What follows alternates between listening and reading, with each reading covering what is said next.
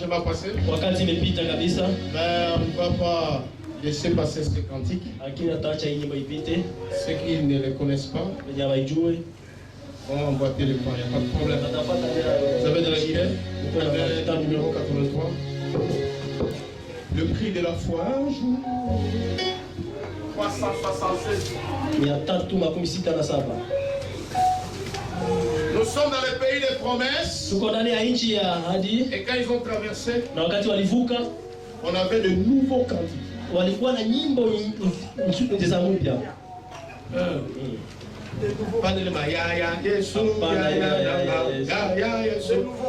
Est-ce qu'il y a un message? Ça, c'est à chanter dans le message.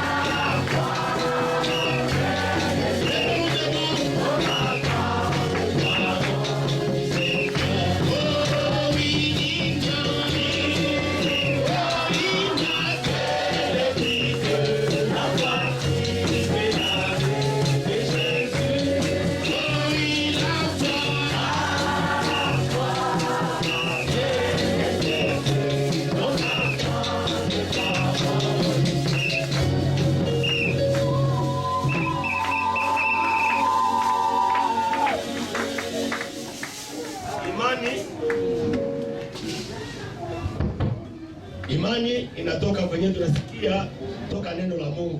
La foi vient de ce que nous entendons de la parole de Dieu. Bwana abarikiwe sana. Que le Seigneur soit béni. Taenda mara moja, mtanivumilia. Nous irons une fois pour toutes, vous allez passer. Kama tutatoka 18h.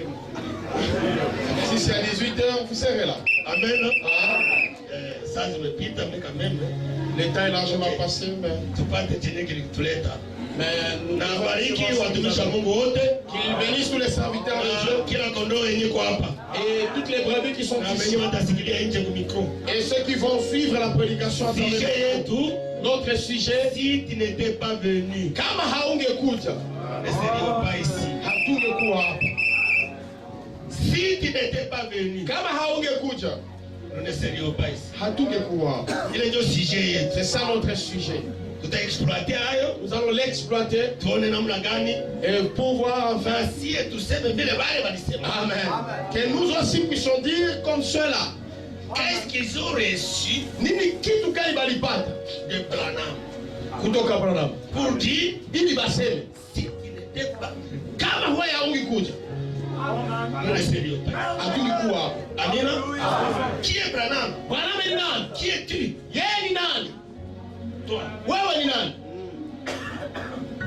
Ok. Dieu bénit. Que Dieu bénisse chacun de nous. Mungu abariki kila mmoja wetu. On va commencer par lire 2 Corinthiens 12. Tutasoma Wakorintho wa pili sura 12.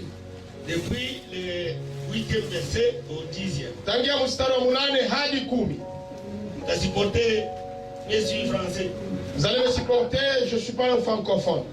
Je vais prier. Je vais me débrouiller. Ça.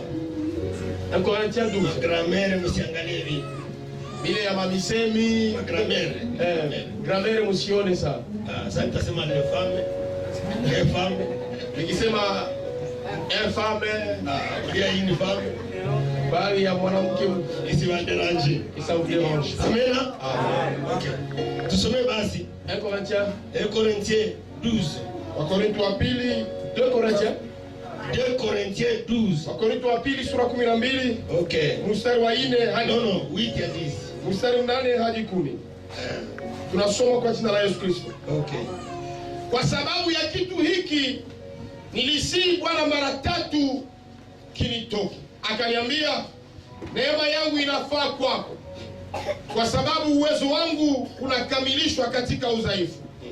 Basi afadhali sana nitajisifu katika udhaifu wangu, uwezo wa Kristo ukae juu yangu.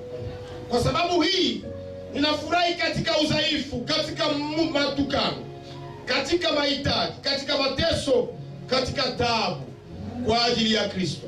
Maana wakati mimi ni mdhaifu, wakati ule ule nina nguvu.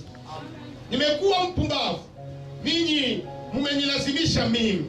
Maana ilinipasa kusifwa na ninyi. Maana sikupungukiwa mitume walio wakubwa hata kidogo, hata mimi si kitu.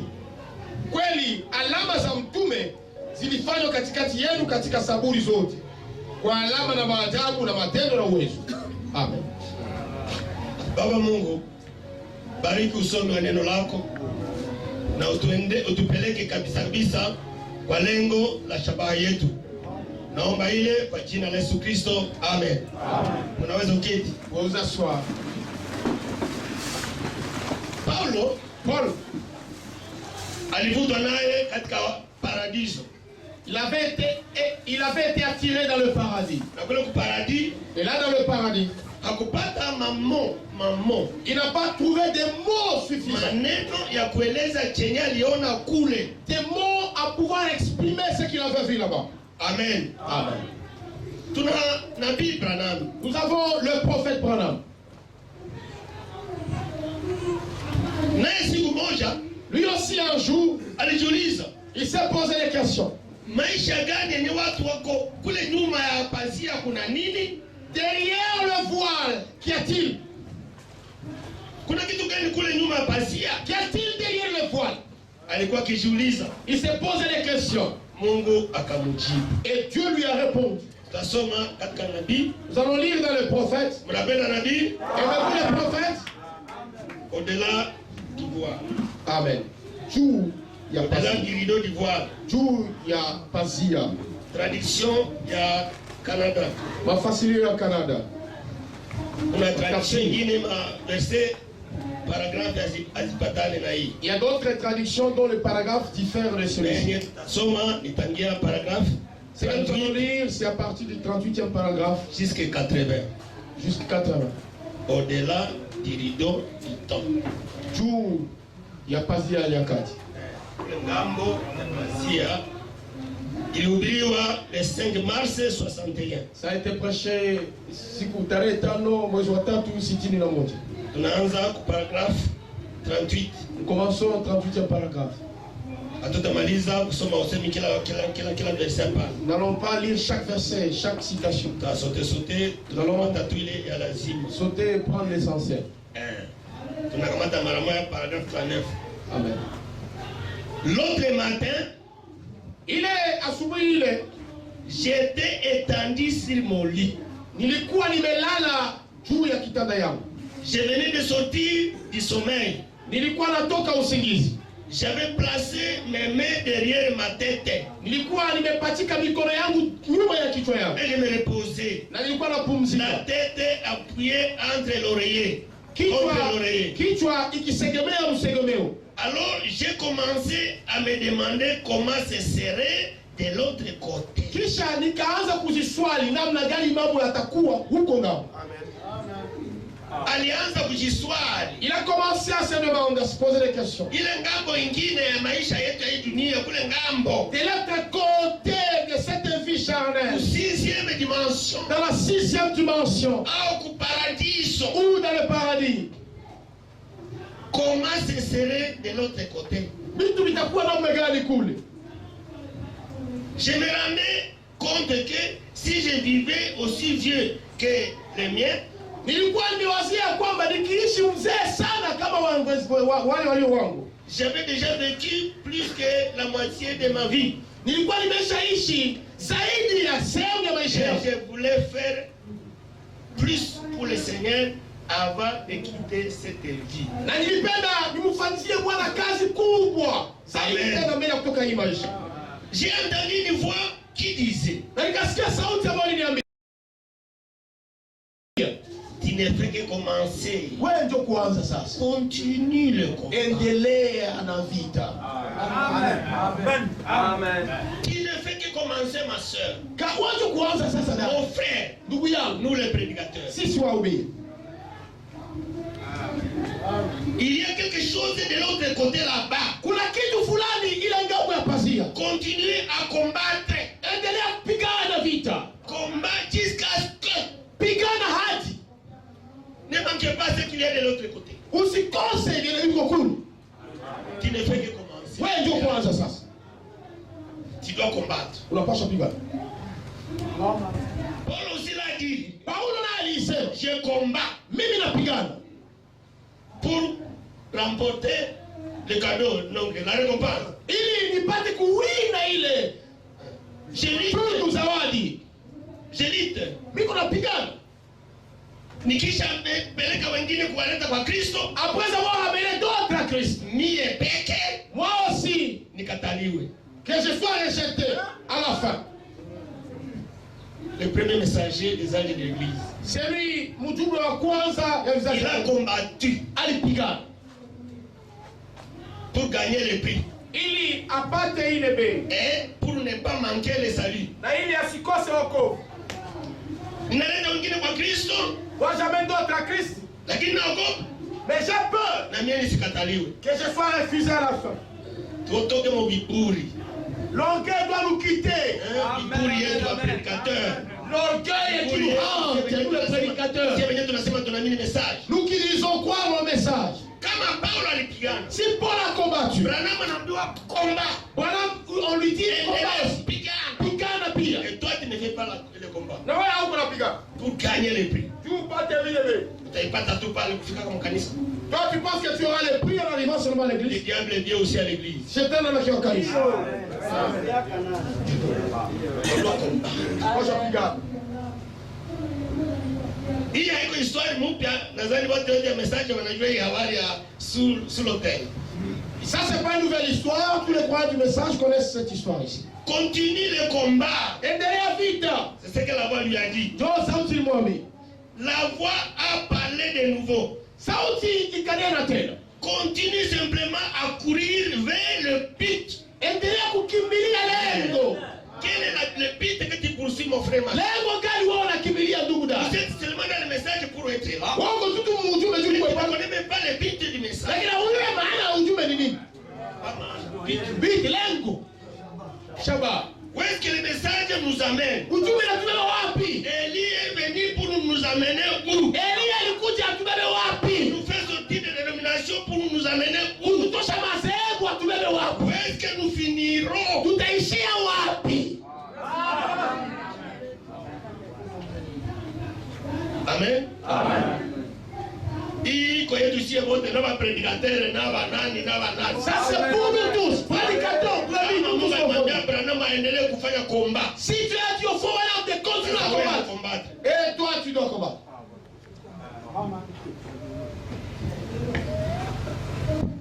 Truque. Sortons. Au verset 41, paragraphe 41. Mstari 41. Alors la voix m'a demandé, Sasa sauti kaniuliza, aimerais-tu voir juste au-delà du rideau? je, ungependa kuona juu ya pazia Nje. nje ngambo nyingine ya pili? Et toi, mon frère, ma soeur, Wewe ndugu dada, nous les prédicateurs, sisi wahubiri, est-ce que nous aimons aussi voir? je, tunapenda tuone Nous ile hata tukiona, même si nous voyons et que nous n'arrivons pas là, na tusifike, ça nous servira. itatusaidia kunini huko tunaona na ufike. Unaona? Tu vois, Kule ndio kuna kwa. c'est comme ça que ça dit. Mais C'est bon. vraiment des- C'est, Il faut arriver là-bas. il faut ufike, inabidi ufike. Tunasema amina. Amen. Tout message pour combattre, Amen. Nous sommes dans le message pour combattre. pour atteindre but. Tufikie lengo Shabbat. Tukipata wakati na nitawasomea nabii kwenye kuna sema. Si nous aurons les temps, je vous lirai les prophètes là où il dit, Nous les prédicateurs, si soit ubii, nous devons amener les gens tunapasha leta watu kuwa na hamu ya kufika kule. tunapasha leta watu d'avoir la soif d'arriver là-bas, Batimize condition. qu'ils accomplissent la condition. Il y a une condition Kuko shuti pour aller là-bas. juu ya kufika kule, Pas parce qu'on appelle à wende kule. haiko juu napenda Mais il ufike. y a des conditions à remplir. Il y a des conditions mashuti ya C'est kutenda. à nous les prédicateurs Ni sisi de wahubiri conduire les enfants de Dieu kuongoza watoto wa à Mungu accomplir cette condition-là. afikia kutimiza ile mashuti.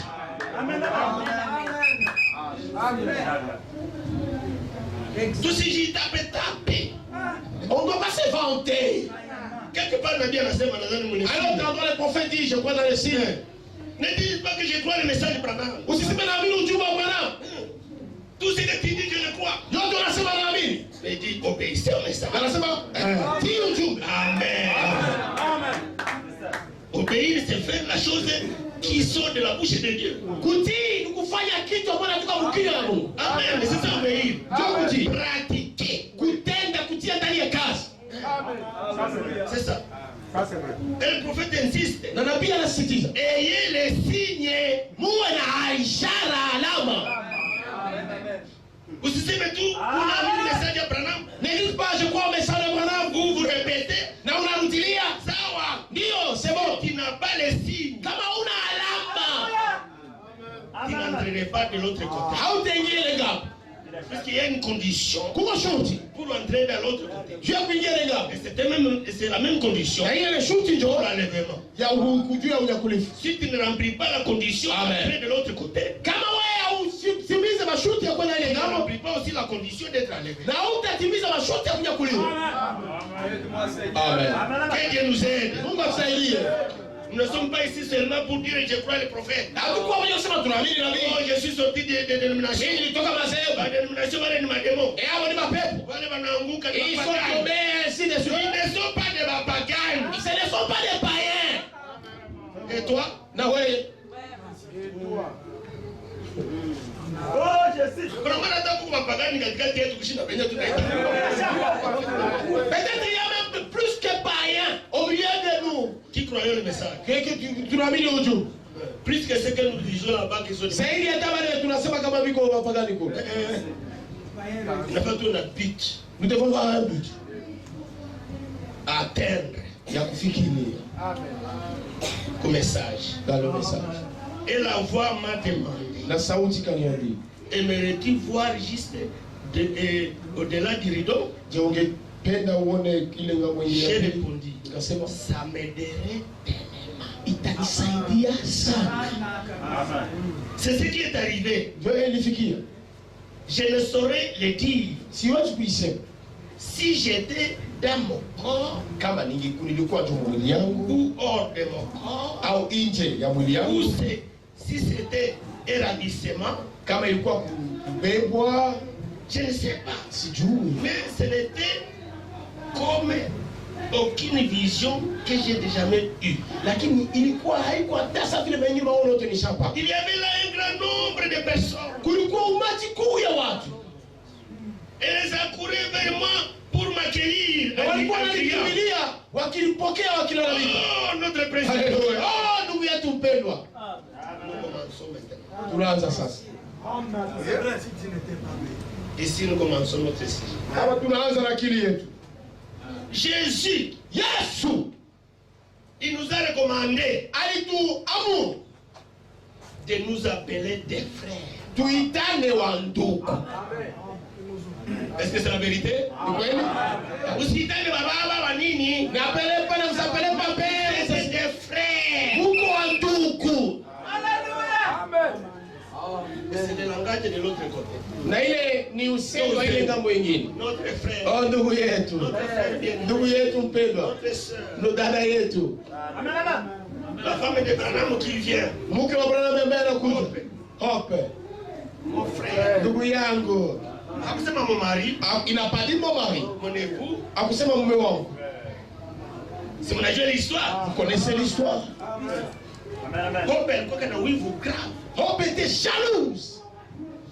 Siku moja mimi aliuliza Branham. Un jour, elle a posé la question à Branham. Tutakuwa kaya kule. Comment il en sera de l'autre côté? Wakati mimi na menda na Hope tutakuwa pamoja. Lorsque Hope et moi serons côte à côte. Alikuwa na jalousie mingi. Hope était très jalouse. Kule hakuna jalousie. Là, il n'y a pas de jalousie.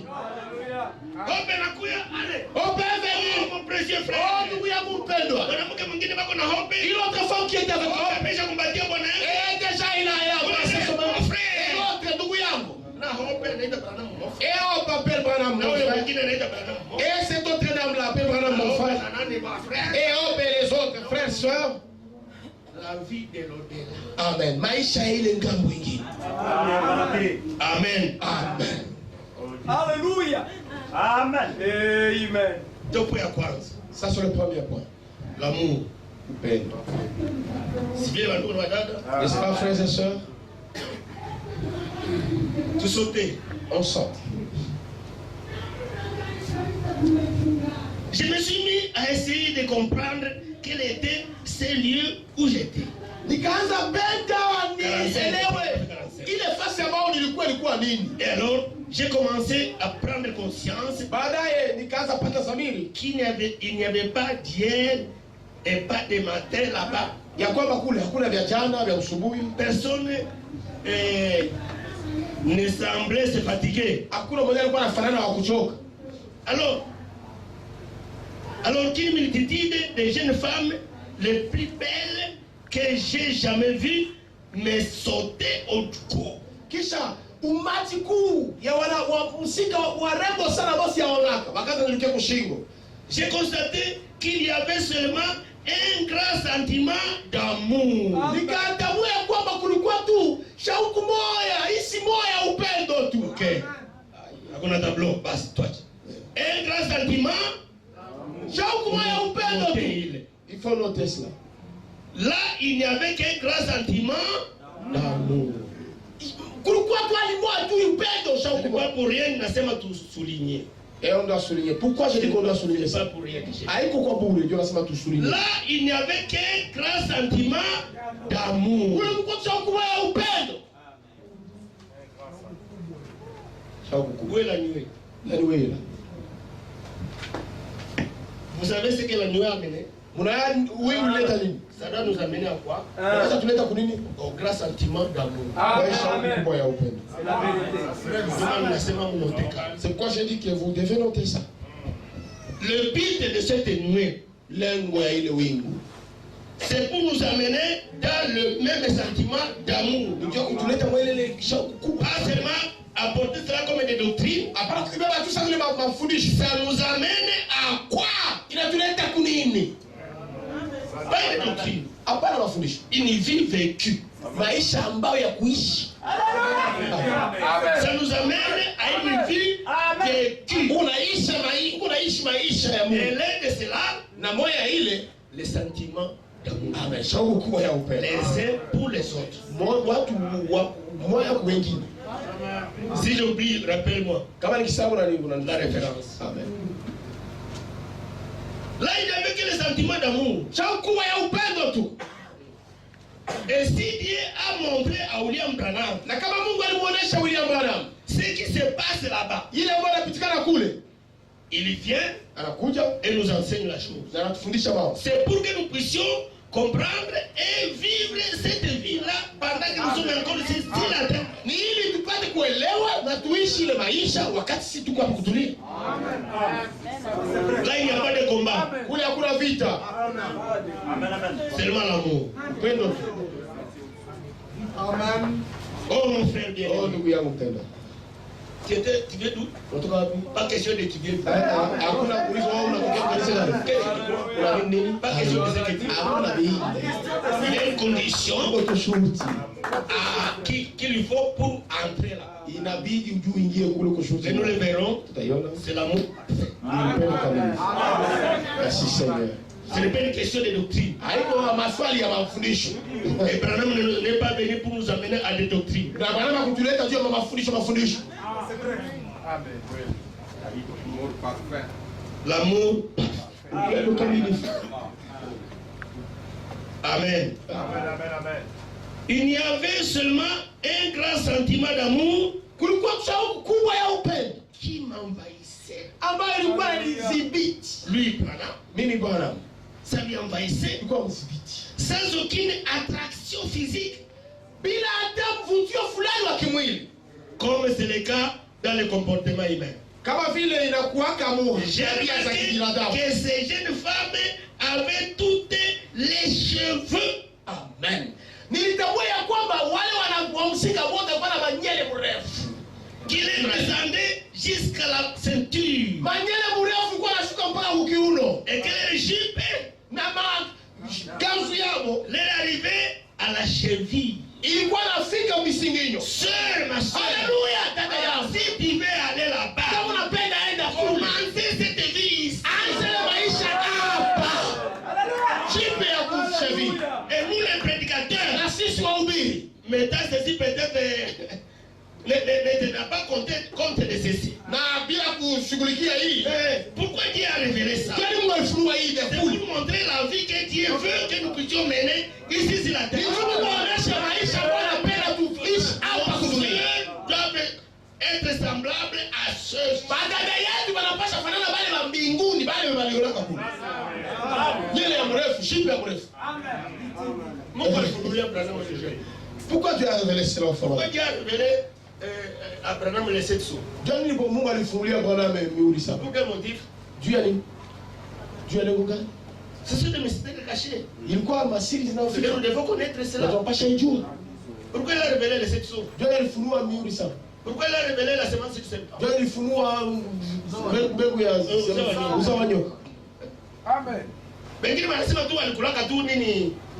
Tuna. D'autres disent que c'était seulement le fruit qui a été mangé. C'est tout. Yote. Mais si Et nous, tunajua kinachopitikaka. nous savons ce qui s'est passé là. Mungu anatufunulia ile siri. Révélé ça. Anatufunulia siri ya au-delà du camp. Et il nous révèle aussi les secrets ya juu ya passé. Comment on vit là-bas. Namna gani mtu anaishi? Pour que nous puissions commencer cette vie ici. Tuanze maisha hapa kudunia. Comme tout mafundisho yenyewe tulifundishwa inafaa tu mettre en pratique. Comme nous devons mettre en pratique toutes les prédications des enseignements que nous avons donnés, Nous devons aussi mettre ceci en pratique. C'est une révélation. Amen. l'exacte vérité. Oui, c'est vrai. Seigneur. Amen. C'est l'exacte vérité. Hatupaswi kuimiter le monde. On ne doit pas imiter le monde. Notre épouse c'est qui? Bwana harusi wetu ni nani? Jésus. Yesu. Et Dieu le Père Na Mungu Baba avait envoyé Eliezer alituma Eliezer pour aller chercher une épouse à qui? ili aende kumtafutia bibi harusi kwa nani? À Isaac. Kwa Isaka. Qui a appris à Rebecca comment se comporter devant Jésus, devant Amen. Isaac? Nani mwenye alimfundisha Rebeka namna ya kujiendesha mbele ya Isaka? Eliezer. Eliezer. Croyez-vous que Branham est notre Eliezer? Amen. Unaamini kwamba Bwana ni Eliezer wetu? Dieu lui montre maintenant Mungu anamuonesha sasa comment nous devons nous comporter. namna gani tunapaswa kujiendesha. C'est la vérité. C'est bon. Amen. Des sœurs avec des jupes, Badada na majipe za murefu. des amoureux, et les cheveux longs. Na nyele mrefu. Ah, Long. 46.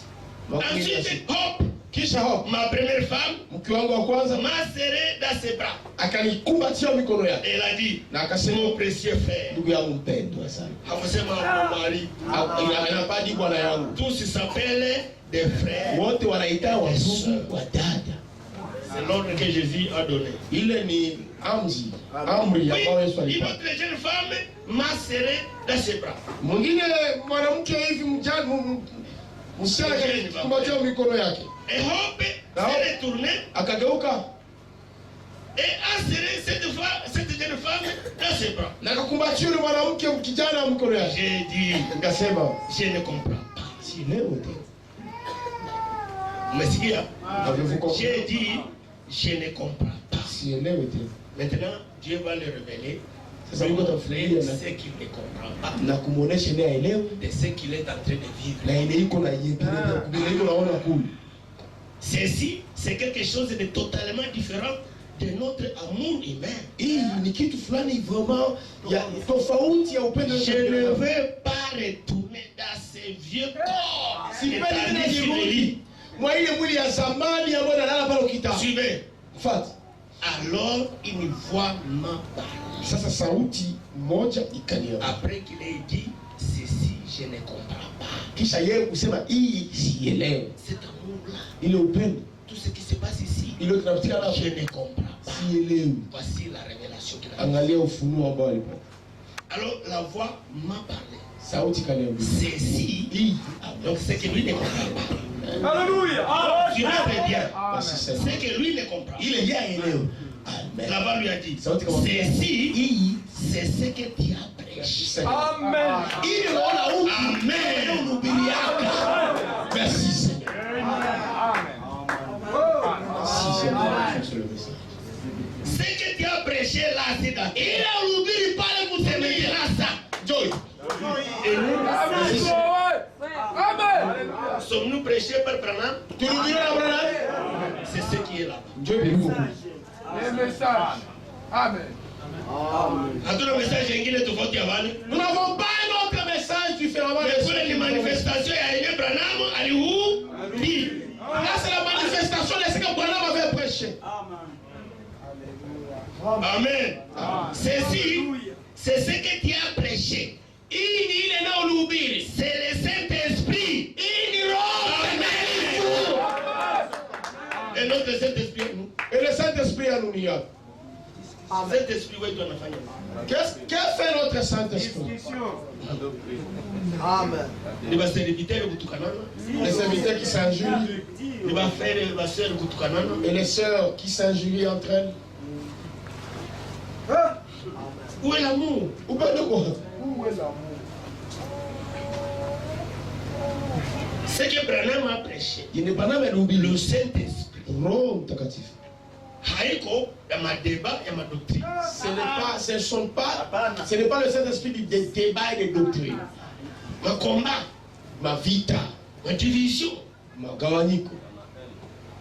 Quelque part nabii kwa nasema hivi. À un autre endroit, le prophète dit, Alikuwa anasema kuhusu Waisraeli il parlait au sujet d'Israël. wakati walikuwa nalima mimea yao, Lorsqu'il faisait le champ, wa mpunga au le blé ou le riz, bale ba Syriens Les Assyriens, wakati banaona bale bamekomalisha, quand ils voyaient que les champs avaient déjà poussé, les semences, banakuya buu ils venaient na kufukuza Waisraeli, et ils chassaient Israël banavuna mavuno yao. et ils récoltaient leur récolte. Wakati wa Gédéon. Lors des Gédéons, le temps des Gédéons. Alors, prenons qu'on a comparé ce qui se passe dans les églises aujourd'hui. Voilà, on compare cela avec ce qui se passe chez nous. Les loups ravisseurs des brebis d'autrui. Wale wanyang'anyaji, mbweha, bananyang'anya makondoo ya wengine. ils ravissent les brebis des Mtu autres. ataanza kazi, Quelqu'un commence kanisa, il commence l'église, et toi tu arrives là, tes démonstrations, tu envoies des bombes, tu récupères les gens de derrière lui et tu les mets derrière toi. Lourd ravisseur. Lourd ravisseur. Lourd ravisseur. Voilà la scène. Ou le lourd ravisseur. Ou les prédicateurs. C'est prédicateur. Mérite d'être abattu. Yeye anapaswa pigwa masasi. Pique masasi. On va la battre. Tout bien, c'est Quand on commence là, on verra les carnages ici. J'ai aussi. anapaswa kupigwa masasi. Ils doivent être fusillés. Ndio mérite ya wale waimbwa ya mwitu. C'est ça le Ndio récompense. wananyang'anyana makondo. Tous ces lourds ravisseurs qui ont ravi les brebis d'autrui. Inapata Mungu. Hakuna upendo. Ndio walipresha Mungu. Wanawaprochea Mungu. C'est ce qu'il a vécu là. Ni Dieu binalishu. Il est allé voir. Alienda ona. Et Dieu lui dit. Na Mungu anamwambia, La chose ici même quand tu ne hii comprends kitu pas. inakuelewa. C'est ce que tu as prêché. Sio mahubiri yako. Quoi? Nini? Le Saint-Esprit mtakatifu. Et nous avons le Na Saint-Esprit. sisi tuko na Roho Mtakatifu. Et mon Saint-Esprit Na Roho Mtakatifu yangu combat contre le Saint-Esprit que tu as. na inapiganisha Saint-Esprit leo pasteur kama unayo. Et le Saint-Esprit que j'ai, Non, il a une compagnie. il combat aussi le mien. Quel est déjà le Saint-Esprit? Na Roho Mtakatifu kanini ya kupigana.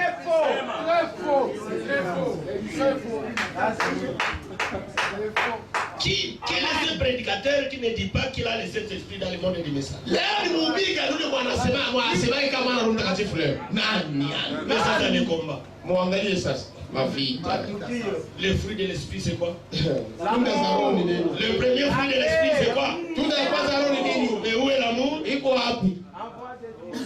Si tu n'étais pas venu, Kama haungekuja Branham, si tu ne nous as pas donné le Saint-Esprit, haungetupatia Roho Mtakatifu, si tu ne nous as pas amené à l'amour, haungetuletea upendo, oh, nous ne serions pas ici. hatungekuwa hapa. Amen. Nous serions dans la cinquième dimension peut-être. Tungekuwa kiwango ya tano wenda. Mais fruit à enseignement Branham. Lakini tunda ya mafundisho ya Bwana. Si c'est avant la révélation des mystères. Na hii ni mbele ya ufunuo ya siri. Mon premier point. Mvuto ya kwanza. Sinon, quand tu as premier pour deuxième poule. Hii ni premier kwa mvuto ya kwanza ya pili. Et ils sont là-bas. Na biko kule Grâce à l'enseignement de Branham. juu ya mafundisho ya Bwana. Na wengi message abataki vile vya premier poule. Na beaucoup dans le message veulent pas le Ça c'était premier. le premier poule. Ilikuwa mvuto ya kwanza. Ça c'est le troisième poule. Hii ni mvuto wa tatu. Sasa hatuna hata ya premier poule. Na hauna hata ya kwanza. La chose ne marche pas. Sabi kabiendeke. Est-ce que Branham il saute à deuxième poule? Branham amesogea ile deuxième Mais poule. nous voulons sauter. Wao wanataka kusero poule wende kuya. Ndio maana mambo haikamate. Là, c'est pourquoi les choses ne tiennent pas. Zéro poule. Oui, pasteur. On a le Saint-Esprit que Branham a prêché. Voyez le Saint-Esprit yule Bwana amehubiri. Voilà les fruits du Saint-Esprit. Tunda za Roho Et Mtakatifu. nos fruits, Na matunda zetu mes frères. ndugu zangu. Ceci, c'est ce que tu as prêché. Hii ni ile ambayo ulihubiri. C'est le Saint-Esprit. Ni Roho Mtakatifu. Ceci, Hii c'est l'amour parfait. ni upendo kamilifu. On ne peut pas entrer ici si on ne l'a pas. Mtu hawezi ingia hapa kama hana hayo. Et si tu ne peux pas entrer dans la sixième dimension, Na kama ungeingia msimu comment tu iras dans la septième dimension? utaenda mkongo ya saba je? Comment? Le Branham voulait voir Jésus. Ndio maana alipenda aone Yesu. Non, il n'est pas ici. Haiko. Yeye ni mule. Yeye iko tena kule juu. Hawezi kufika kwa sixième dimension. Hautafika msisi, va pas Si dans la tu n'as pas dimension. l'amour parfait. Kama una upendo Et kamilifu. l'amour parfait, c'est le Saint-Esprit. Na upendo kamilifu ni Roho Et Mtakatifu. le Saint-Esprit donne des fruits. Na Roho Mtakatifu napanda matunda. Si tu as le Saint-Esprit, Kama kwa Roho il y a Mtakatifu des fruits. kuko matunda ya hii. Et le premier fruit, c'est l'amour. Na tunda ya kwanza ni upendo. Et où est l'amour dans le message? Na upendo kwa ndani ya ujumbe. Je ne dis pas dans les individus. Siseme ndani ya watu. Il y a des individus qui ont l'amour. Kuko watu iko na Mais upendo. quand je parle, Sasa niko nasema. Vous savez quand je crois. il y a des individus qui remplissent la bouche. Kuko watu wiko na ile mashughuli Mais wanaijaza. dans l'ensemble, Kuangalia mati. la voix m'a parlé. Sauti kanizungumzia. Tu sais, Unajua? il est écrit dans la Bible hein, Inaandikwa ndani ya Biblia que les prophètes étaient accueillis auprès de l'air. kama wanabii walikuwa wamepokelewa walio wao. J'ai dit oui. Nikasema ndio. Je me souviens d'avoir vu ça dans les Écritures. Nakumbuka niliona ile ndani ya maandiko. Il n'y a pas autant de Branham que ça. Lakini hakuna zaidi ya Branham kupita hivi. La voix a répondu. Sauti kajibu, Ce ne sont pas des Branham. wao hawako wa Branham. Ce sont des convertis. Amen. Wao ni wale ambao waliokolewa kupitia huduma yao. Amen. Amen. Tout c'est vrai. Disons la vérité. Est-ce qu'il y a trop de convertis par Branham? Ne sommes pas les convertis de Branham. Nous acceptons tout cela. Nous sommes des convertis. Sisi tumeongokewa kupitia Mais si Branham. Branham n'est pas venu à Goma, Hata kama Branham hakufika Goma, Bukavu, Bukavu, Kisangani et partout là. mais le message de Branham est là. Lakini ujumbe wa Branham ilifika pale. Et c'est ce qui nous a amenés à ce que nous sommes. Na ndio tuletea kwa ile Nous tu. sommes les convertis de Branham. Sisi tumeokolewa kupitia ujumbe yake. Et voici comment les convertis de Branham doivent se comporter. Ona kisi wale wale waliokolewa kupitia Branham kisi wanapasha endeka. Ce sont des convertis. Wao ni wakuone waliokolewa kupitia wewe. Et c'est comme ça que nous devons nous comprendre. Na vile tunapasha kujikamata. C'est ce que la voix lui a dit. Ndio sauti imwambia. Ok, continuons sur ton mbele. Turuke. Ce n'est pas étonnant qu'elle écrit. Haiko kushangaza wale. Mon précieux frère. Yangu mpendwa. Puis toute la multitude s'est écriée. Kisha ile umati wote watu wakalamika pamoja. Si tu n'étais pas allé proclamer l'évangile, Kama haungeenda tangaza injili, nous ne serions pas ici. hatungekuwa hapa. Amen. Si tu n'étais pas venu avec l'évangile, Kama wewe ungekuja na ujumbe na que tu as injili proclamé, ambao et ulitangaza nous l'avons écouté, na sisi tulisikia et nous l'avons mis en pratique, na tukaitia na matendo, si nous étions ignorants de ton évangile, kama tulikuwa tujua ujumbe yako nous ne injili, serions pas ici. hatungekuwa hapa. Mais grâce à ton évangile, Lakini kwa kupitia ujumbe yako, grâce à ce que tu es venu avec l'évangile, kwa kupitia kwa ile tu ujumbe as yako, proclamé le message, wakati utuletea ujumbe, tu es venu avec la parole, ukaja na neno, et nous l'avons mis en pratique. na tukaitia ndani ya kazi. Voilà, c'est pourquoi nous sommes ici. Sio kama na tuko hapa. Si tu n'étais pas venu, Kama wewe ungekuja avec quoi? na nini? Avec l'évangile. Na injili. Pas seulement si tu n'étais pas venu, Haiko tu kama ulikuja basi. Umeshia basi. mais il est venu faire quoi? Alikuwa afanya nini? Kufika tu hivi. Ilanisha makosa. Hata kama walikuwa en prison, Même si c'était en prison. si tu n'étais pas venu, Kama ulikuja, nous ne serions pas libres. hatungekuwa kukombolewa. Mais qu'est-ce qu'il a fait pour nous rendre libres? Alifanya nini jua tukomboe? Ah, alitutetea. Il a brisé toutes les barres. Si tu n'étais pas venu avec l'évangile, Kama wewe ungekuja pamoja na c'est Yesu, ce que tu nous as prêché. njoo ile wewe ulituhubiri. Grâce à tes prédications, Kwa ajili ya mahubiri yako nous sommes ici. tuko hapa. Est-ce que tu nous as amina na wao? Amen. Et aussi nous serons là, Nasi tutakuwa kule. même si Jésus venait avant, Mema hata kama Yesu alikuja mbele. avant que nous puissions mourir. Mbele tufe. Hey, Ndio. si nous serons enlevés, Kama tutanyakuliwa, on dira aussi la même chose. watasema ile ile kitu.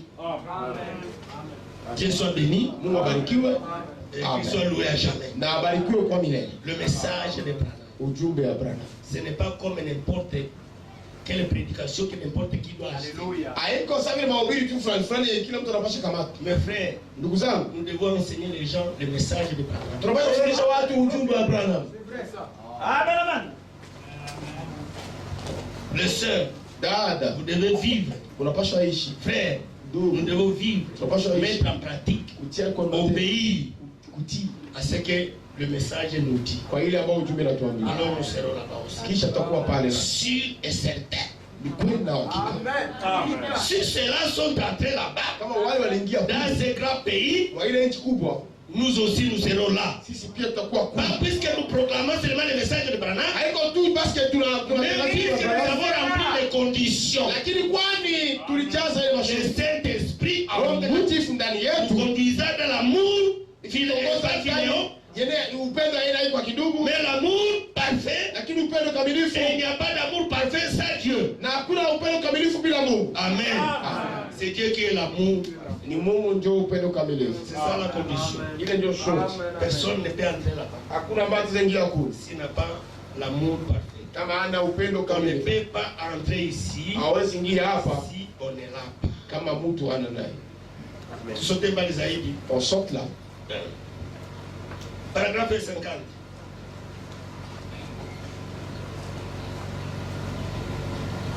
Non, 49. La voix m'a dit, Sauti kanambia, la voix m'a dit, a dit, ikasema ce ne sont pas des Branham, haiko wa Branham. ce sont des convertis. Wale ambao waliongoka kupitia Ce imani. que tu as conduit au Wale Seigneur. ambao waliongoza kwa Kristo. Certaines de ces femmes que tu trouves si jeunes et si ravissantes Wanawake fulani ambao wanakuta walikuwa vijana na wakuvutia avaient sana. plus de 90 ans Walikuwa na zaidi ya miaka 90 quand il les a conduits au Seigneur. wakati waliwaongoza kwa Kristo. Ce n'est pas étonnant qu'elle crie, Haiko ya kushangaza juu wanalamika. mon précieux Ndugu frère. yangu mpendwa. Musikie. Puis toute la multitude s'est écriée. Ile umati yote kalalamika. S'est écriée ensemble. Kalamika pamoja. Si tu n'étais pas allé proclamer l'évangile, Kama ungeenda watangaza injili, nous ne serions pas ici. hatungekuwa hapa. J'ai demandé, Nikauliza, oh, où est Jésus? siko wapi? Je vais le voir. Nataka kumwona. Les gens ont répondu, Watu wakajibu, tu es juste un peu plus haut. Anakuwa juu tu hapa. Il est juste un peu plus haut. anakuwa tu juu hapa. Écoutez, un Sikilizeni, jour, il viendra. siku moja atakuja, Aussi, mon frère.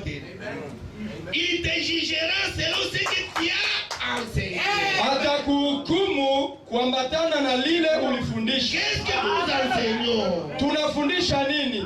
Qu'est-ce que nous vous enseignons? Nini tunawafundishaka? Où t'aulis? On va vous le demander, Prédicateur. surtout vous les prédicateurs. Vous répondrez Mtajibu si ce que vous avez enseigné aux gens. kama ile mlifundisha watu, Mutahukumiwa juu ya hili, mutaulizwa. vous serez jugés pour cela. C'est pourquoi Branham a insisté. Ndio maana Branham Et Branham dit que alikazia. ce n'est pas lui. Branham dit que ce n'était pas lui.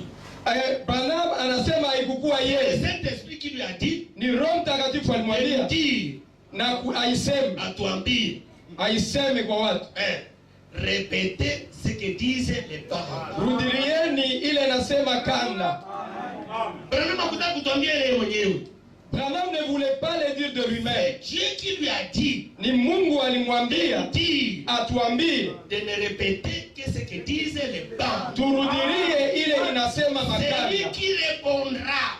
Yeye ndo ataulizwa. Ni yeye ndiye atajibu. C'est lui qui est le responsable du message. Yeye ndio anahusika na ujumbe. Si tu dois enseigner quelque chose, mon frère, mon prédicateur, Kama utahubiri kitu, ndugu et que mhubiri, Branham n'a pas dit ça, na William Branham hakuisema, tu répondras toi-même. utajibu binafsi. Branham ne répondra pas à notre place. William Branham hatajibu kwa nafasi Il ya répondra wahubiri. si c'est que lui a dit. Yeye Branham atajibu kuhusu ile yeye alihubiri. Écoutons. Tusikilizeni. Écoutons. Il est juste un peu plus haut. Yeye anakuwa Et juu, un jour, il viendra à toi. siku moja atakuya kwako. Tu as été envoyé comme chef. Wewe ulitumiwaka kama mkubwa, Un chef. mkubwa, Un conducteur. kiongozi. Voilà la mission de Branham.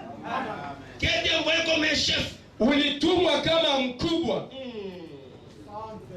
Et quand Dieu viendra, na wakati Mungu atakuja il te jugera selon ce que tu as enseigné. atakuhukumu kuambatana na hilo ulifundisha. J'ai demandé, est-ce Nikauliza, que Paul et Pierre devront et aussi être jugés comme ça? Je, Paulo na Petro nao watahukumiwa? La réponse a été Jibu ikawa oui. ndio. J'ai dit, Nikasema j'ai prêché ce qu'ils ont prêché. nilihubiri ile walihubiri. Je n'en ai pas dévié, Mimi sikuenda kinyume ni d'un côté ni de l'autre. au ngambo moja au ingine. Il baptisait au nom de Jésus. Alikuwa akibatiza mjina la J'ai Yesu fait de même. na mimi nilifanya vile. Ils enseignaient le baptême du Saint-Esprit. Walifundisha ubatizo wa Roho J'ai fait Mtakatifu de même. na mimi nimefanya Tout vile. ce qu'ils ont enseigné, Yote moi walifundisha aussi je l'ai na enseigné. mimi nilifundisha yote.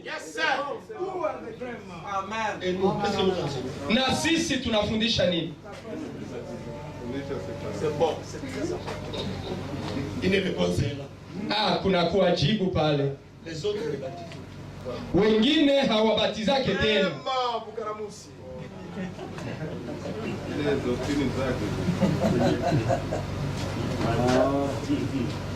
Tout ce que Pierre et Paul ont enseigné, Yote ambayo Petro na Paulo walifundisha, même sur l'habillement des femmes hata kuhusu mavalio ya wanawake et tout, na yote,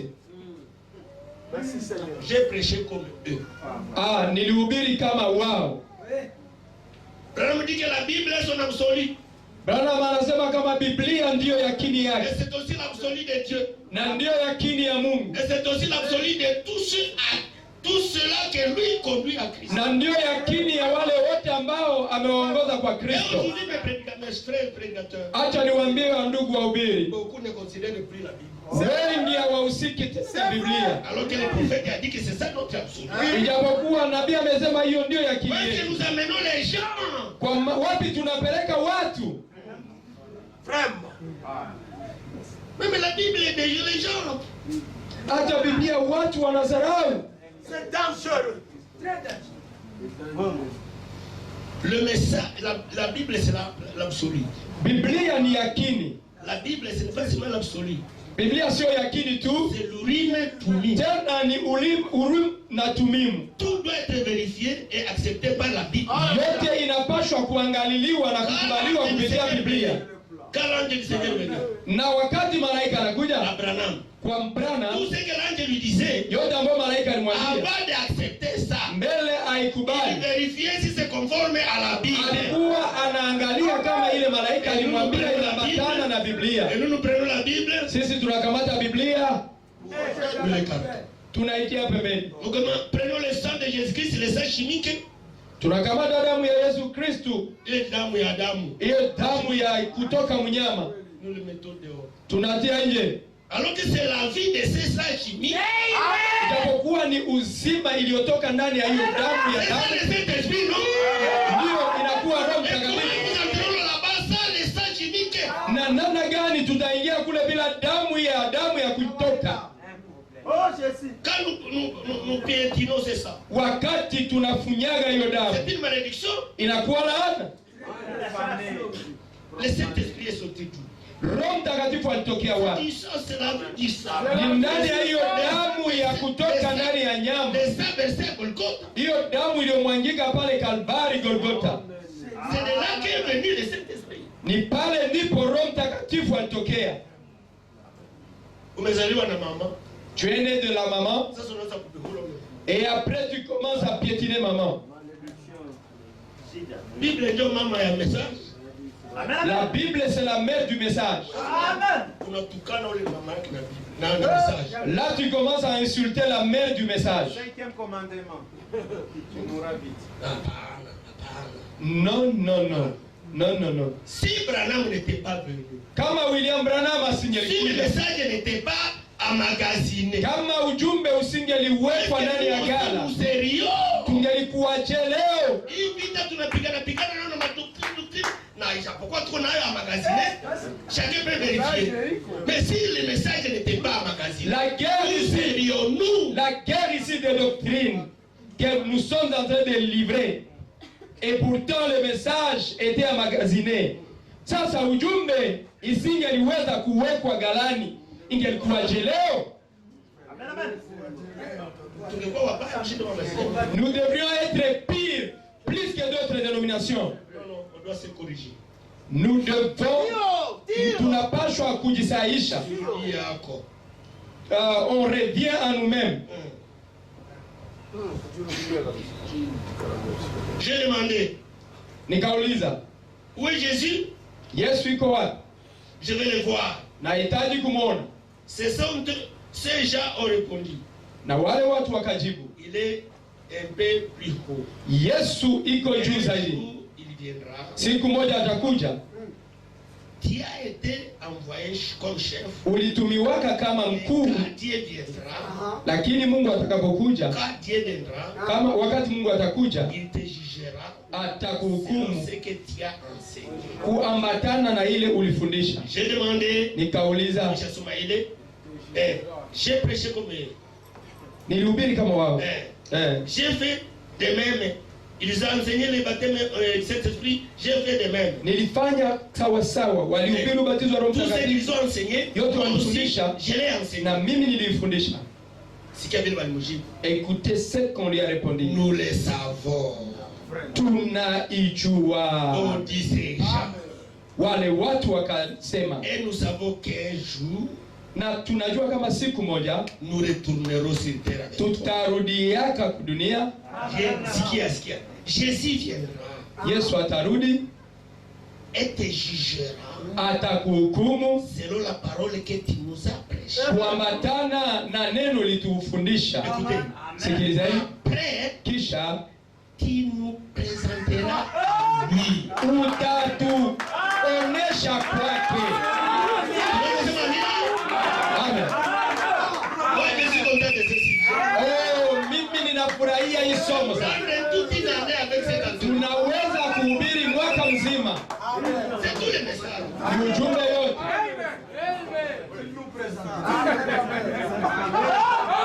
Hallelujah. C'est Branham qui nous présentera à Jésus. Ni William Marion Branham ndio atatubebaka kutuonesha Yesu. Tunasema nini na ukatae usikatae. Que tu l'acceptes ou pas, Ni wale écoutez. sikilizeni. Hayo Branham ndio anasema mimi ndio nitawalitaka. Ce n'est pas Branham Ni qui a wale dit, wako kule mais ce sont ceux qui sont de l'autre côté, sont dans le corps parole. wale ambao wako tayari mumwili neno. Sous la sixième dimension, ils ne sont pas dans cette condition. Ndani ya kiwango ya sita, wao hawako ndani ya hii mwili wa ndoto. Branham alibafundisha hapa mdunia. Branham leur avait prêché ici dans le Maintenant monde. là-bas, ce sont eux qui lui révèlent les choses. Sasa ngambo ingine wao wanaanza mwambia Branham Venye hayu. vile vyenye haju, ceux qui ne connaissent pas. Walipata revelation kutoka Branham hapa mdunia. Ils ont eu la révélation par Branham ici dans le monde, Mais kule ku sixième dimension, mais de l'autre côté dans la sixième dimension, soit de la révélation. ni Branham sasa ndio anapata kuwapitia ufunuo. Wao ndio wanafundisha Branham. Et commence à enseigner Branham. Hapa duniani Branham ndio anafundisha. Ici dans le monde, sur la terre, c'est Branham qui les a prêchés. Mais kule, mais là-bas, Là-bas, alikuwa mwili, hakukuwa mwili moja na wao. là-bas, ils n'étaient pas dans le même corps que eux. Comme eux étaient dans le corps parole, Sawa vile wao walikuwa mwili neno, ils connaissent la parole. wanajua neno. Ils n'ont pas besoin d'être enseignés. Oui. Hawashurutishwe kufundishwa tena. Qu'est-ce que vous leur enseignez? Utawafundisha nini wale ambao tayari wamekuwa pale? Eux-mêmes sont la parole. Wao tayari wamekuwa neno.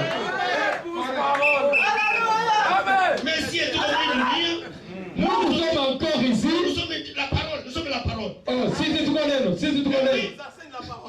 On nous enseigne la parole. Na wanatufundisha neno, sisi ambao ni neno. Oui, Ndio. nous sommes potentiels. Tuko kwa Arabuni La parole. neno. Si la parole est réellement en vous, Kama hakika neno inadumu ndani yenu. l'élément de cet esprit est en vous. Kama hakika Roho Mtakatifu Je iko suis la ndani yenu. parole faite Na chair. hapo anakuwa neno limefanyika La parole mwili. faite chair n'est pas une doctrine. Neno ambalo limefanyika mwili siyo La mafundisho. parole qui vit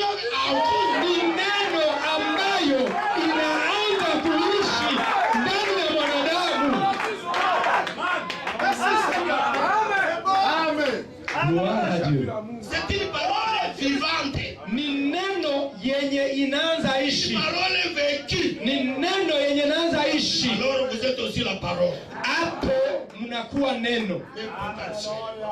Kwa Arabuni, Une petite mesure. kuwa kiwango kidogo, Quand nous serons là-bas, lakini tutakapokuwa pale ce ne sera pas comme nous sommes ici. haitakuwa kama jinsi tunavyokuwa hapa. Sois loué. Bwana ashukuriwe. Amen. Amen. Et après, tu nous présenteras à lui. Na kisha utatuonesha kwake, Et tous ensemble, na sote pamoja nous retournerons sur terre tutarudia kudunia pour y vivre pour toujours. kwa kuishi wakati wote. Amen. Amen. Et maintenant, Sasa où nous amène nos défis? mafundisho zetu zinatupeleka wapi? Nous sommes pas ici pour les doctriner, nous amène là-bas. On n'est pas ici pour les doctrines, ça c'est dans l'autre Mais domaine. nous sommes dans les sujets de prédication. Tuko ndani ya tunakuwa ndani ya nakili ya Il mahubiri. n'était pas venu. Kama usingelikuja, ndio Alikuja kufanya nini? il est venu faire quoi? Amen. Amen. Kile chenye lileta ndio maana walimfurahia. Ce qu'il a amené, c'est pourquoi on l'a aimé. Na ndio maana tuko nakiona nasi. Et c'est pourquoi nous sommes en train de voir ça aussi. Usiruke kushinda venye tu. Ne nous enorgueillissons pas plus que ce que nous sommes. Hapana. J'ai demandé, Nikauliza, est-ce que je dois retourner sur terre maintenant? je nitarudi kudunia saa hii? Ils ont répondu, Wakajibu, oui, ndio. mais continue à courir vers le but. Lakini uendelee kukimbia ufikie lengo. La sienne vile ma frère, ma soeur. Nous aussi c'est la même chose, frères et sœurs. Nous devons nous efforcer pour arriver au but. Je suis plus convaincu, paragraphe 54, que je suis plus convaincu que je ne l'ai jamais été de toute ma vie. Nimehakikishiwa kabisa kuzidia wakati yote ya maisha yangu. Il y avait qu'il faudra avoir l'amour parfait pour entrer dans ces lieux-là. Inabidi tu kuwa na upendo kamilifu ili kuingia kwa hiyo nafasi. Condition ya kuingia kule ni nini? Shurti ya kuingia pale ni nini? Upendo mkamilifu. C'est l'amour parfait. Pana ma doctrine. Pas de doctrine. L'amour parfait. Upendo kamilifu Ce qui est le Saint-Esprit.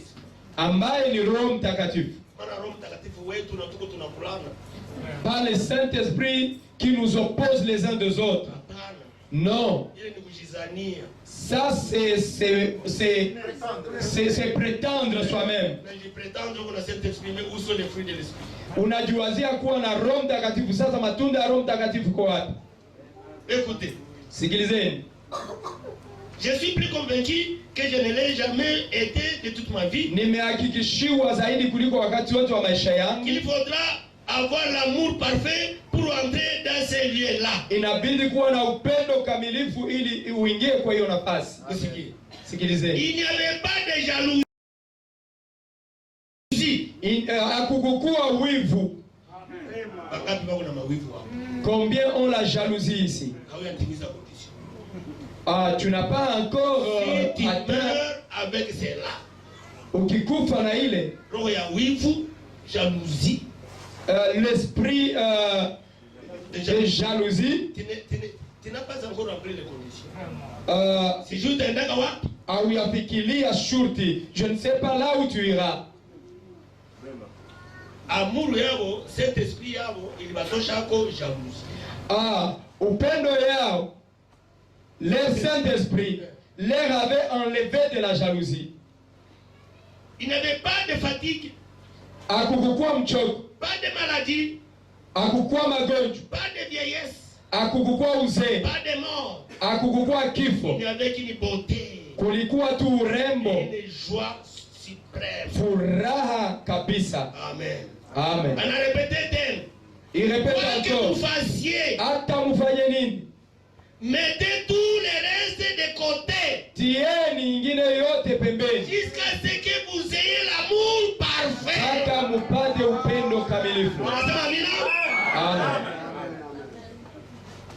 ufanye nini, même si tu fais quoi, yote wenye vinaweza kukufikia, tout ce qui peut t'arriver, mettez-les à côté.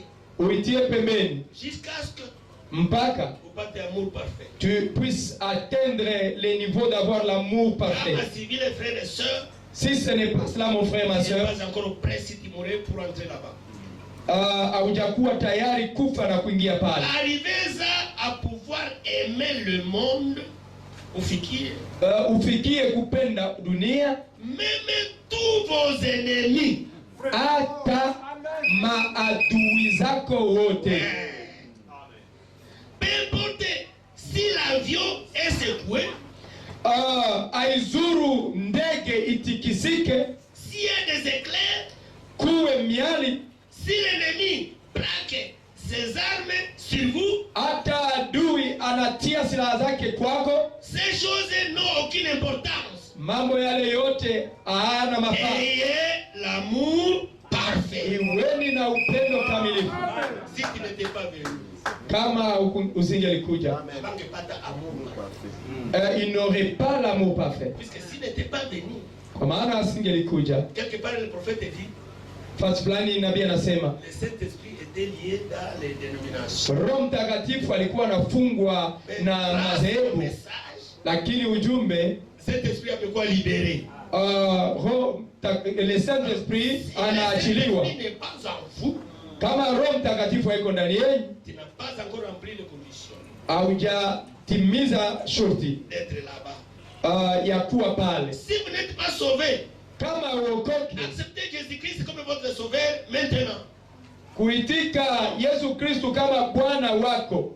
Sasa Si vous n'êtes pas sauvé, kama ukuokolewa, acceptez Jésus-Christ comme votre sauveur maintenant. ukubali Bwana Yesu kama mwokozi wako sasa. Si vous n'avez pas été baptisé d'eau, Kama bado haukubatizwa kwa maji, faites-vous baptiser maintenant. sasa wawabatize sasa, au muende wawabatize Si sasa. vous n'avez pas reçu le baptême du Saint-Esprit, Na kama bado haujapata ubatizo wa Roho Mtakatifu, recevez-le maintenant. mumupate sasa. Continuez à courir Endeleeni mukikimbia vers cet amour parfait mpaka kwa upendo kamilifu qui vous fera entrer dans ces lieux beaux et de beauté et de joie, ambayo itawaingiza kwa hiyo nafasi nzuri ya urembo na furaha, au-delà du rideau du temps. ngambo ya pazia. Amen. Amen. Tutaendelea kuvisoma. Nous continuerons à les lire. Twende mbali. Allons un peu plus loin. Katika Corinthiens chapitre 13. Wakorinto wa kwanza 13. Tusome. C'est que l'amour. Wakorinto wa kwanza 13. Upendo ni nini? Et qu'est-ce que ça fait et ça amène l'homme à être comment? Wakorinto wa kwanza 13. Quand je parlerai les langues des hommes et des anges, Kama nikisema na lugha za watu na za malaika, si je n'ai pas la charité, lakini sina mapendo, je suis un erreur qui nimekuwa résonne kama shabaha et inayolia qui retentit. au upatu wa kuvuma. Quand j'aurai le don de prophétiser, Na kama ikiwa nina unabii la science de tous les mystères, na kufahamu siri zote, unajua siri ya divinité, unajua matonnerre, unajua vyote, tu connais les secrets de la et divinité toute la et des connaissance, tonnerres, na kama na ujuzi wote, quand j'aurai même toute la foi jusqu'à transporter les montagnes, hata kama nitakuwa na imani ya kunyanyua mlima, si je n'ai pas la charité, kama sina upendo, je ne suis rien. niko wa bure. Walikuwa na raison kusema si tu n'étais pas venu. Alikuwa na uhakika, ils avaient raison de dire cela si tu n'étais pas venu. Kama ungefika na injili, Si tu n'étais pas venu avec l'évangile, ungepata hii upendo. il n'aurait pas cet amour. Puisqu'il n'aurait pas eu le Saint-Esprit qui produit cet amour. Awangelipata Roho Mtakatifu mwenye kuleta hii Et upendo. quand je disparaît, tous mes biens pour la nourriture des pauvres. Na kama ningeligawa yote ninayokuwa nayo chakula hata kwa maskini. Quand je livrerai même mon corps pour brûler, si je n'ai pas la charité, cela ne me sert. Hata kama ningelitoa mwili wangu ulunguziwe, kama sina upendo. La charité est patiente. Upendo unavumilia. Uko na uvumilivu dada na ndugu na mie? Comment est-ce que tu as la patience, mon frère, ma soeur? Comme fruit de la charité. Kama tunda ya upendo. Si tu as la charité. Amen. Kama uko na upendo, C'est qui est l'amour parfait. ambayo ni upendo kamilifu. La charité Upendo est patiente. ina uvumilivu. Elle est pleine de bonté. Inakuwa na wema. Inajaa wema. Inajaa wema. La charité n'est point envieuse. Upendo haiko ya kutamani tamani. La charité ne se vante point. Upendo haujinyanyuake Elle ne s'enfle point d'orgueil. na haifanye kujinyanyua Elle ne fait kuwa na rien. kiburi. Elle ne fait rien de malhonnête. Haifanyake kitu kwa hali mbaya. Malhonnêteté. Ujanja. Ba malhonnête ba mkunga mu message. Wajanja ni wangapi katika ujumbe? Wanajiproclamer wako na sentence. Na wanajisema Wako na sentence. qu'ils ont le Saint-Esprit.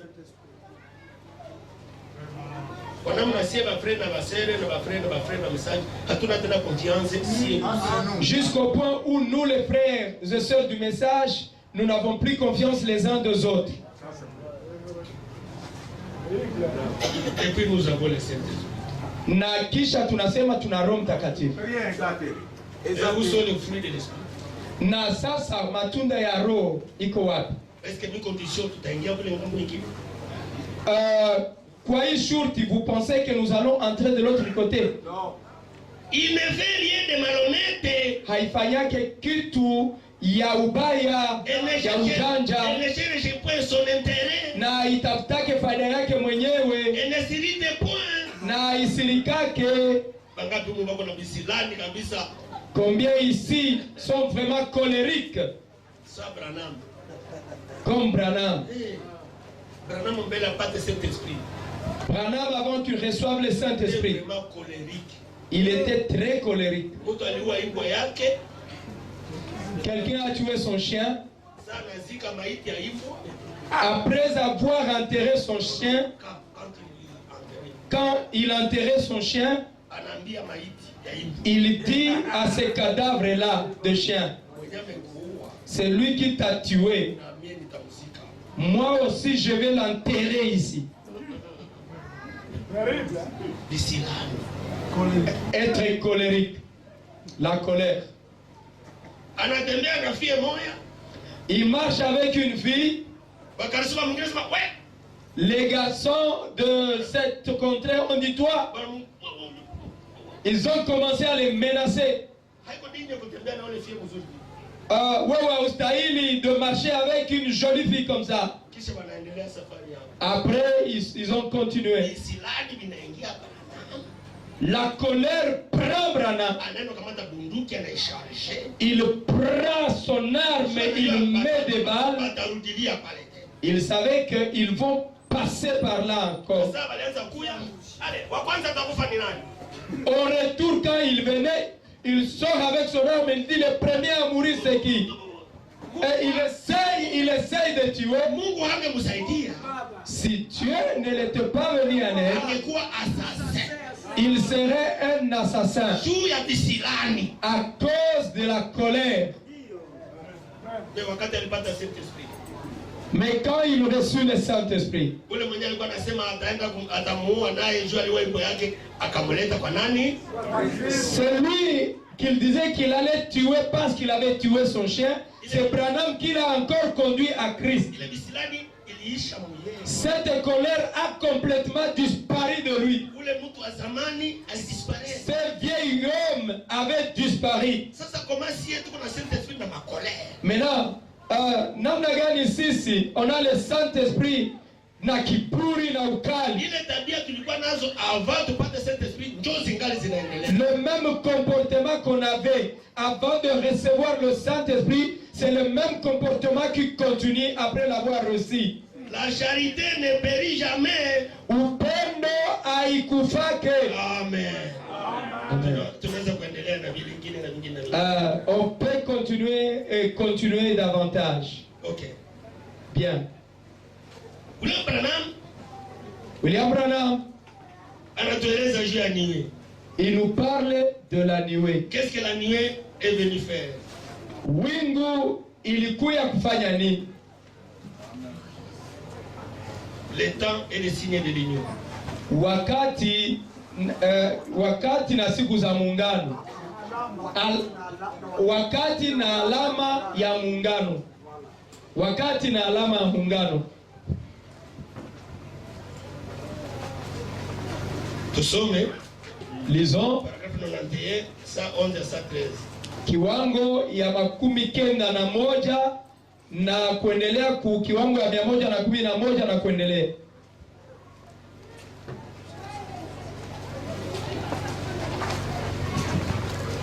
Okay. Sawa. L'amour est venu nous appeler la nuée, bien. Cette colonne de feu qui a été photographiée. Nguzo ya moto ilionaswa picha. Est venu nous apporter et nous amener à l'amour. Ilikuja kutuleta kwa upendo, l'union, umuungano, les mêmes sentiments, kuwa na ile hali moja, ne pas se combattre. Na tusiendelee na tusipigane. Amen. Kwa sisi. Amen. Hallelujah. Mais nous avons fait de la nuée une doctrine. Lakini tumegeuza wingu kuwa mafundisho. Mais qu'est-ce que la nuée est venue nous amener? Sasa wingu ilituletea nini? Qu'est-ce que la colonne de feu est venue nous amener? Nguzo ya moto ilituletea nini? Qu'est-ce que la révélation de cette sorte nous a amené? Nini ufunuo wa mihuri 7 imetuletea? Prophète anasema Nabii, la révélation des mystères, cette sorte inatuleta kuturasa. Nabii dit que ufunuo ya mihuri 7 nous a amené nous rassembler, kwa muungano, nous unir, kwa muungano, nous rassembler, kutukusanyisha et nous unir, na kututia pamoja, nous soyons tukuwe mtu mmoja dans le même setso. On se combat. Tuko tunapigana. Et entre-temps nous enseignons les 7 sous. Na kwa ile wakati tu moja tuko tunahubiri ile mihuri 7. Sans connaître le but de 7 sous. Bila kujua maana ya ile mihuri 7. Nous en avons fait un combat. Tumeifanya vita. Et nous avons mis à côté le but. Na tumetia shabaha pembeni. Où est-ce que nous amenons les gens? Sasa tuko napeleka batu wapi? Kitu ni kwa bénédiction kwetu. À la chose qui devrait être une bénédiction pour nous, Pas malédiction. ça devient laana. Ça ne va pas. Abiendeki. Ça c'est vrai. Paul qu'on a raison. Paul Le Saint-Esprit. alikuwa na sheria. Si même vous connaissez tous ces mystères, Hata kama mnajua zile même siri si zote, c'est vrai, hata kama ni et kweli, que Dieu peut dire Amen. hata Mungu naye aseme amina. Si tu n'as pas la charité, Kama hauna si tu n'as upendo, pas l'amour, kama hauna upendo, c'est que tu peux connaître tous ces mystères unaweza kujua hiyo siri zote et tu n'as pas Dieu en vous. na hauna Mungu ndani yako, Qui est le Saint-Esprit? ambaye njo Roho Qui est Mtakatifu, l'amour? ambaye njo Roho Dieu Mtakatifu. est amour. Mungu iko upendo. Si tu as l'amour en toi, Kama uko na upendo ndani l'amour yako, divin, agapao, ile upendo wa kimungu c'est que tu as Dieu en vous. ni kusema una Mungu ndani yako. Et qu'est-ce que Dieu nous apporte? Na nini Mungu anatuletea? Est-ce que Dieu nous a amené nous battre? Quel est ce père de famille? Huyu baba wa jamaa Quel gani est huyu? ce père de famille? Huyu baba wa jamaa gani?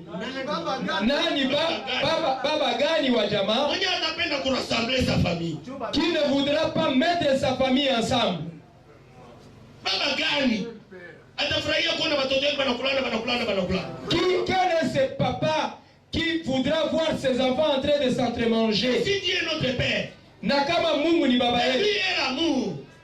eke yeye ni upendo, Chaque semence doit produire le fruit selon son esprit. kila mbegu inapashwa kuzaa kuambatana na hali yake. Ne faisons pas du Saint-Esprit une doctrine. Tusifanye Roho Mtakatifu kuwa mafundisho. Il doit produire le fruit selon son esprit. Anapashwa kuzaa matunda kufatana na hali yake ama namna yake. C'est pourquoi Dieu a envoyé le prophète Ndio maana Mungu alituma avec nabii la lignée du soir. pamoja na nuru ya jioni, Et le but de la lignée du soir, na shabaha ya nuru ya jioni c'est unir le peuple. ni kutia watu pamoja ama taifa Les pamoja. viennent de l'Est, Wamoja wanatoka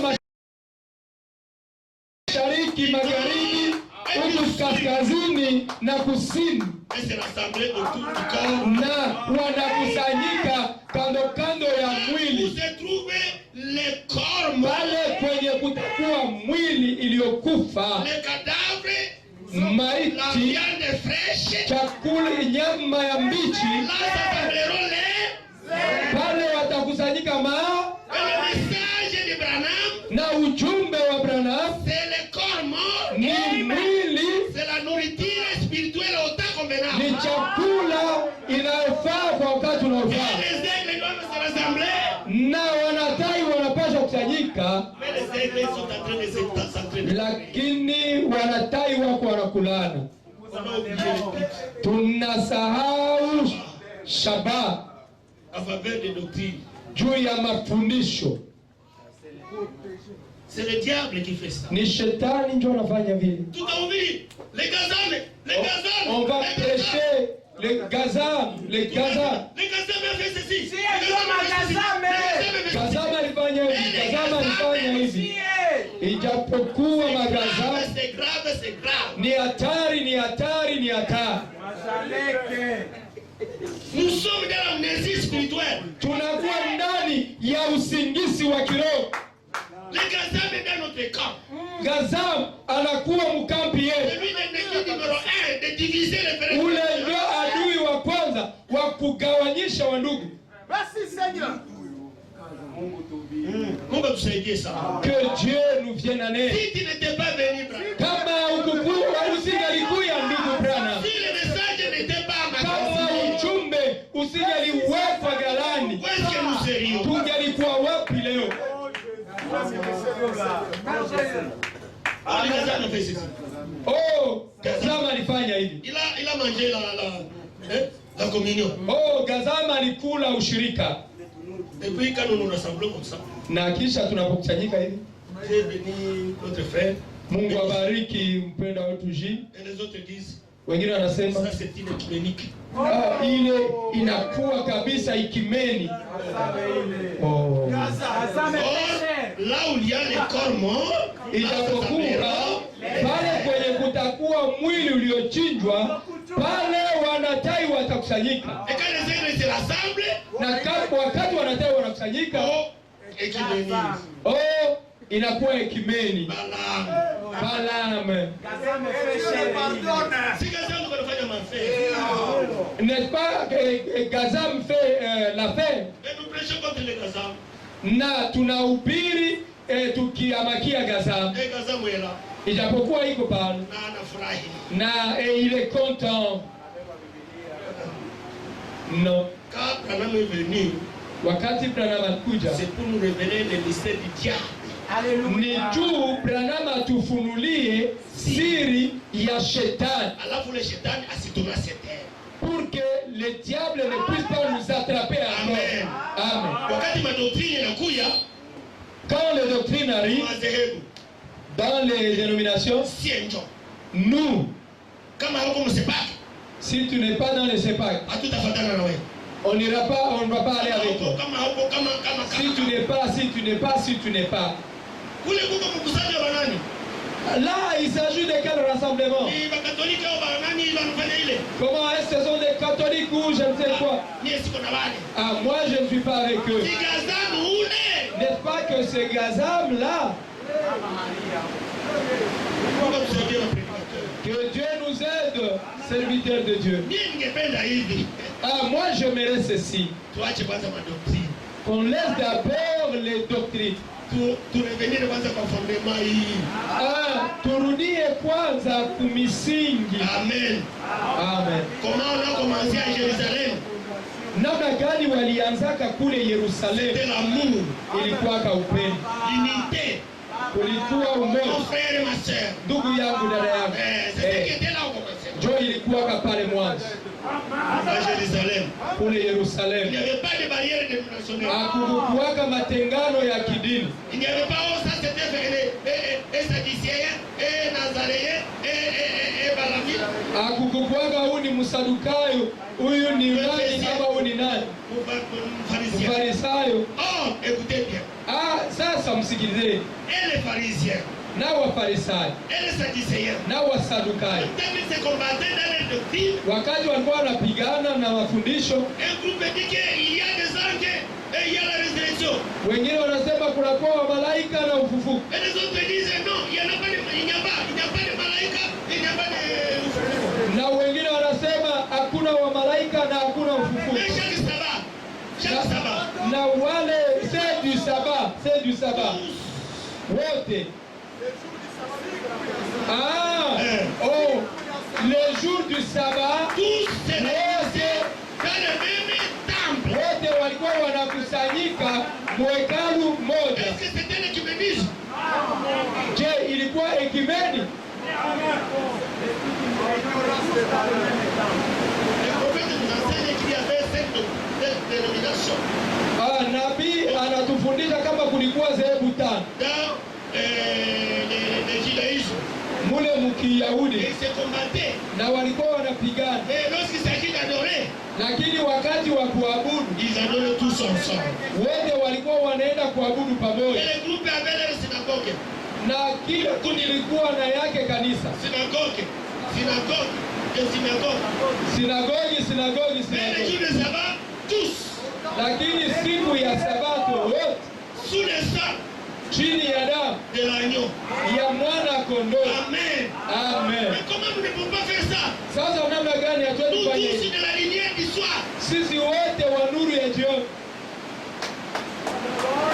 Nous formons la lignée du soir. shie njo tunafanya nuru ya jioni. Et maintenant, quand nous nous rassemblons avec notre dirigeance, nous commençons à dire que c'est l'écuménisme. Sasa wakati tunakusanyika na kupata na patalejo ya kidogo, tunaanza sema inakuwa ekimeni. Les enfants d'Israël, Watoto wa ils Israeli marchaient dans la lignée de Moïse. walikuwa wanatembea ndani ya nuru ya ujio ya Musa. Musa alisema, Moïse a dit. Musa Mais alisema, cependant, na pale hata hivyo il y avait des divergences au milieu d'eux. kulikuwa kutokupatana kidogo katikati yao, Mais dans l'adoration, lakini mumaabudu tous ensemble. wote pamoja. C'est la loi de Dieu. Ni sheria ya Mungu. Amen. Amen. L'amour. Upendo Et puis les jardins d'Éden, toka bustani ya Edeni c'est l'amour. ni upendo. Il y avait l'harmonie parfaite. Kulikuwa kusikilizana kamilifu. Ils ont d'abord notre hésitation. Tusome ingine, Non, notre hésitation. tusome hii akili yetu. La nuée ou bien la colonne de feu, Hii wingu au nguzo ya moto qu'est-ce qui nous a apporté? ilituletea nini? Les dents et les signes de l'union. Ni wakati na ishara ya muungano Du 18 août 63. ya tarehe 18 mwezi wa 8 ya 63, Paragraphe 91. kiwango ya 91. On va sauter jusqu'à 113. Tutaruka mpaka 113. Dieu. Et les voici là-bas. Na muone mwanaanga ndio ule pale.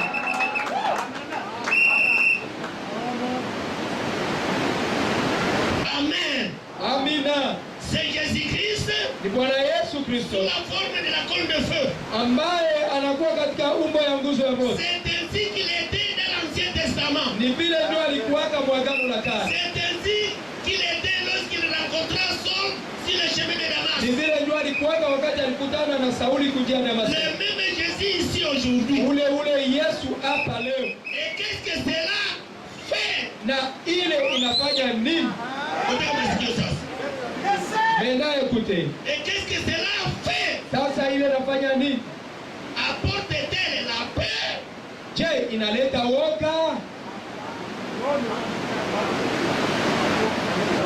Elle apporte l'amour. Inaleta upendo. Amen. Amen.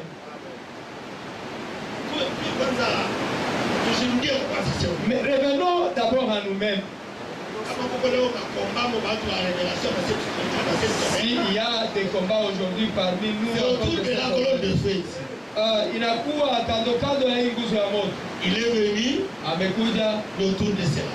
inakuwa kando kando ya ile. Il n'est pas venu, Akuje c'est autour de cela. inakuwa kando kando ya ile. La résurrection, Ufufuko Matthieu 17, Mathayo 17 c'est autour de cela. inakuwa kando kando ya ile. L'enlèvement, Kunyakuliwa c'est autour de cela. kando kando ya hiyo. La résurrection et tout, Ufufuko nayo autour de cela. inakuwa kando kando ya Il y hiyo. a Kunakuwa mama. l'amour dont cela a amené. Sasa upendo yenye hii ilileta Où est-il? iko wapi?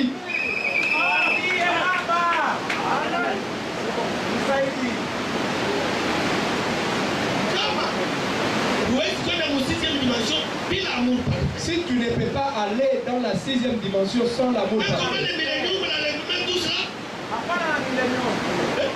na hauna l'amour, itakufaidia nini? même si tu prêchais le millénium, l'enlèvement et tout ça, kama hauna upendo, qu'est-ce que ça va te faire? Non. Tuko muusingisi, nous sommes dans usingisi. Pour nous réveiller. Inabidi kitu fulani kwa kutuamsha.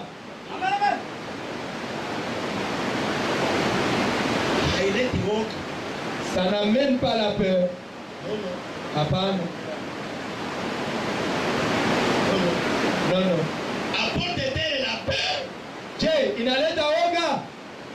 Elle apporte l'amour. Inaleta upendo. Qui vous unit les uns avec les autres. Ambayo inawaunganisha wamoja na wengine. Amina. C'est le prophète qui dit Amen. Ni nabii ndio anasema Na amina. wewe unasema nini? Et toi tu dis quoi? Qu'est-ce que ça nous apporte? Ça nous apporte Inatuletea nini? l'amour. Upendo. Et cet amour fait quoi? Na ile upendo nafanya nini? Nous unit Inatuunganisha les uns wamoja les autres. na wengine. Voilà, nous avons raté le but. Angalia, tumepoteza lengo. Nous avons raté le but. Tumepoteza lengo. Kakitutu kadogo. Une petite chose. On n'a même pas la manière de se supporter.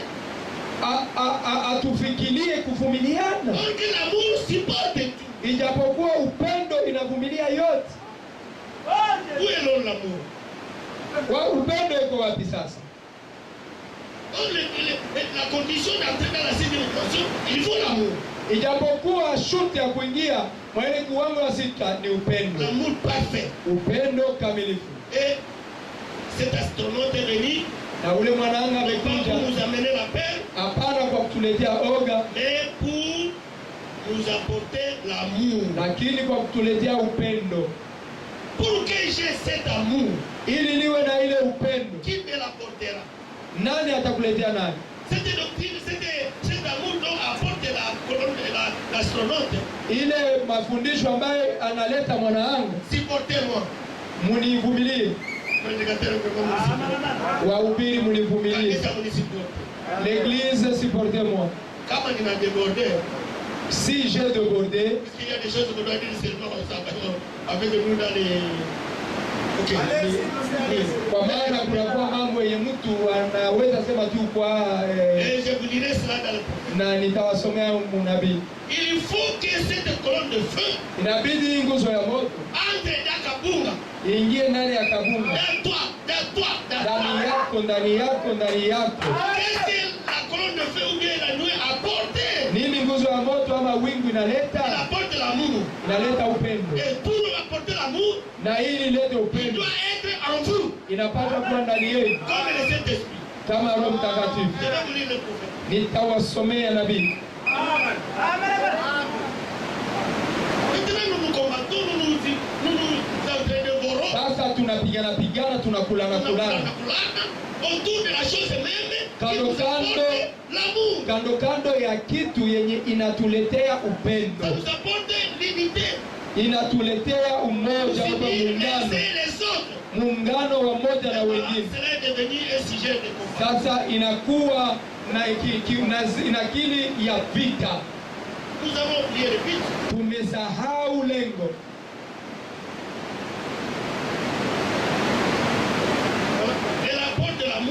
Inaleta upendo ambayo inatuunganisha wamoja kwa wengine.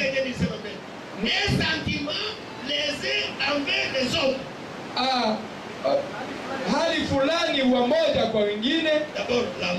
Kwanza upendo ambayo inatuunganisha wamoja na wengine. Pili, hali fulani nzuri wamoja kwa wengine. L'amour de Dieu. Inaleta upendo wa Mungu. Elle nous unit. Inatuunganisha. Gloire à Dieu. Gloire à Dieu.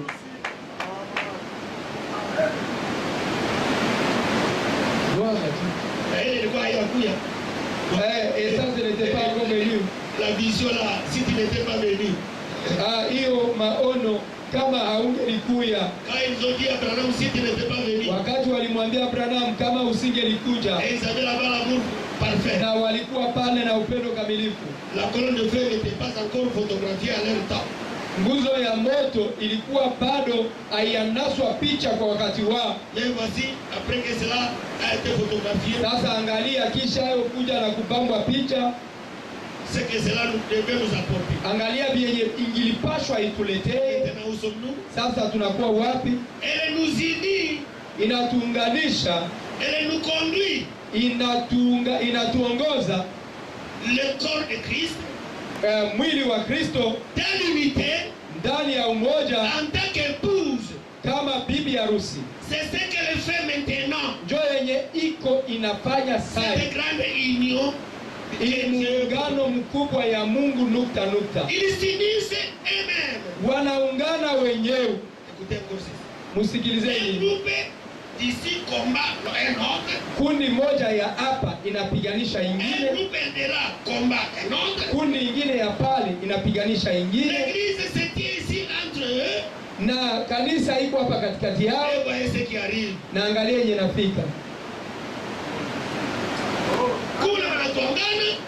Là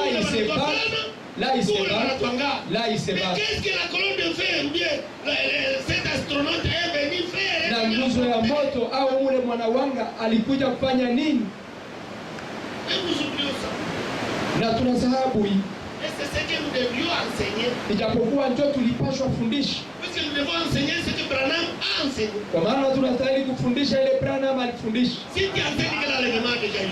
Kama unafundisha kama kunyakuliwa imefanyika. Qui te l'a dit? Nani alikwambia nani? Tu répètes qui? Unarudilia nani?